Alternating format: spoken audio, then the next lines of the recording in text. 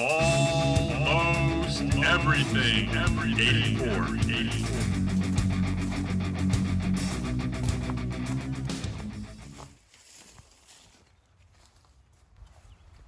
Hey guys, Dan is Almost Everything 84, and we're out here camping today. I have a cool review of the Ecoflow DELTA, which is the world's strongest battery generator. So before we start just hooking everything up, there's a couple things to know about this, which makes it really unique. First of all, it's 1,300 watt hours, so that's a pretty big battery with 1,800 watts output. And the really cool thing is you can recharge this from 0 to 80% in 1 hour with AC. So this only weighs 30 pounds. And if we go over to the right side of the unit, you'll see that there's 4 USB ports, 2 60-watt USB-C ports. Now we're on the left side of the unit, and you'll see that there's 6 AC ports that give out 6 watts apiece. There's also a DC port on the bottom there that I already have something plugged into. Okay, so we're back on the right side of the unit now where those USB ports were, and you'll see that the screen's off. So let's turn the unit on. This is a pretty intuitive screen. We're already filled up at capacity, and nothing's really running yet, as you can see. So the first thing that we're gonna take a look at, and since we're out here camping with the baby today, we have the bottle warmer. So we're gonna come over here and turn on the DC, and the bottle warmer has a timer, so we'll get that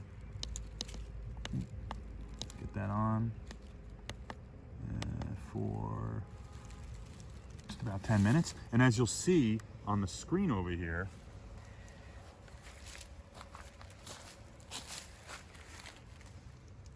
we can see that some of the power is being drawn on already.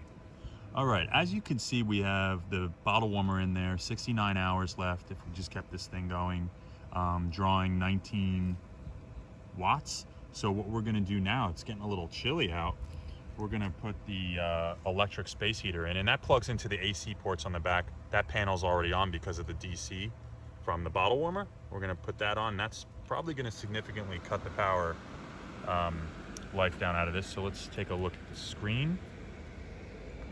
Yep, we went down to 28 hours, and now we're drawing the 46 there, as you can see. So this thing's obviously, it's blowing out some significant heat, so it's gonna use a lot. Let's see if we put it on a little higher. Oh yeah, so now you could see we would only get really maybe an hour of just blasting heat out. This is just gonna draw a lot of amps and a lot of watts. One thing to mention too is that this heater draws 1,500 watts when you have it on max. So it's not really a practical thing to have out here, but if you need to heat up a little, it's something you might leave on for 10 minutes or so. But you're certainly not gonna just run off this. You'd have no power left after an hour.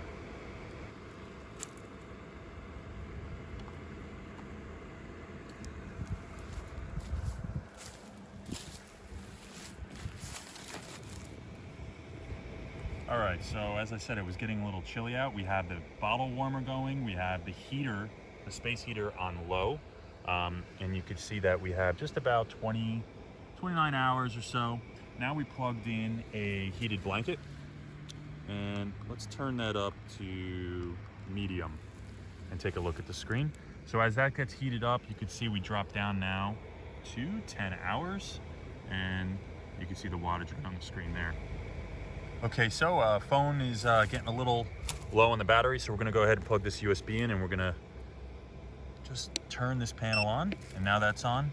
And that really doesn't add too much to it. You see we lost an hour there. And you gotta remember, everything is cumulative, right? So the more things you have going at once, obviously the more drain on this unit. At any time I could stop one of these things, and we'll probably get some significant reserve back. So another way to get power to this unit, to charge it, especially when you're out camping like we are today, is through solar panels. And I have some universal solar panels here, but the unit's gonna come with MC4 to XT60 connectors via the input. So really any solar panels that you buy that are made for these power units should have the right connections, or a universal kit to do that. And it takes about, with really bright sun, probably in the summer, about 4 hours to charge this fully. But like on days like this in the Northeast, it's gonna take a lot longer than that. But we're getting some charge from it right now. Looks like I got to plug in the air compressor, put a little air in the tire. Runs on DC.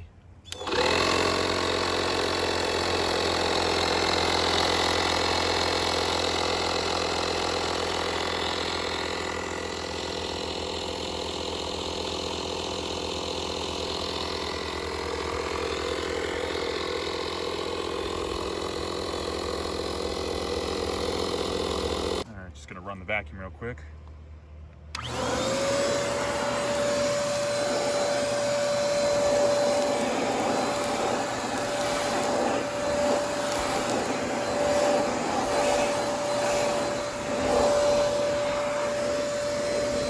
the end of the day, this unit really does outclass most of the other ones I've ever bought and purchased. It's gigantic.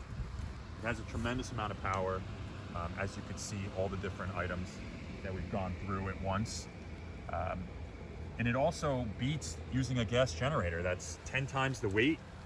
You have a fuel smell and all those other things that come along with maintaining a mechanical machine. And with the coronavirus at full bloom, I know this is gonna come in handy not only out here at our leisure, but at home when if anything ever goes wrong or we need power. I feel pretty safe and secure knowing that I have this reserve on hand.